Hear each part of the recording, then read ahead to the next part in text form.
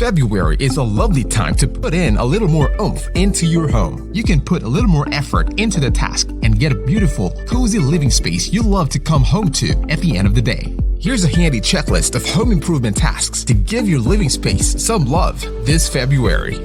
Number 1. Clean entryways, sidewalks, and driveway.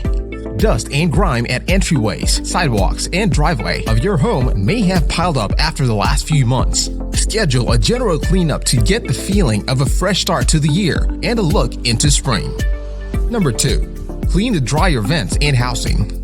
A dryer vent that is dirty and not maintained can cause functional issues and potential fire hazards. Keep dryer vents clean from dirt, lint, and debris by regularly brushing, vacuuming, and sweeping. Number 3. Give your mattress some love. How sufficient and sound you sleep has a lot to do with having a good mattress. Keep your bed mattress in shape by flipping and rotating regularly, and prevent bacteria and harmful allergens by using a mattress cover. Number 4. Put up flower decors.